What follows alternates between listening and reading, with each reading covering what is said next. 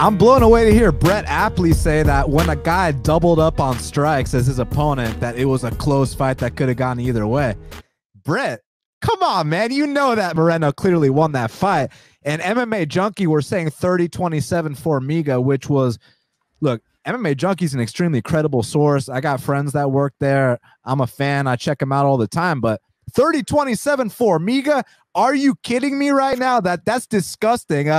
It was a clear win for Moreno. I mean, he outstruck him 2-1. As far as the back takes, I mean, Formiga did nothing with them, and then Moreno turned into his guard and got on top. So I thought that was the best performance of Brandon Moreno's career. And ever since this second stint, it's been like Brandon Moreno 2.0, because I feel like the UFC kind of had a bit of a flashback to Efrain Escudero back when Brandon Moreno was on his skid. Because I don't know if you guys remember, but look, Efrain Escudero, he was the Mexican star at one point, right? He won the Ultimate Fighter. They had Bud Light stamped all over him. They had him on all these big tours. But then the guys, you know, he's missing weight. He's losing all these fights. They thought he was unfocused, and they cut him.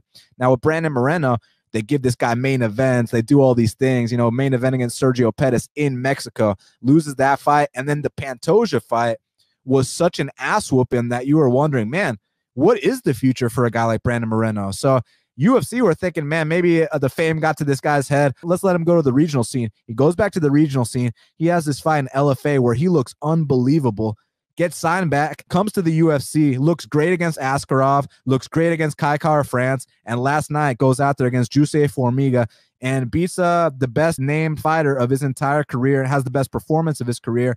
And Formiga's a guy that if you beat Formiga, I mean, you get a title shot. Joseph Benavidez went out there, beat Formiga, got a title shot. That's usually how it works. I mean, Formiga's one of those perennial top 3 gatekeepers. If you can beat him, I mean, there's not too many other guys in front of him to go after. So huge win in terms of the standings of the division for Brandon Moreno.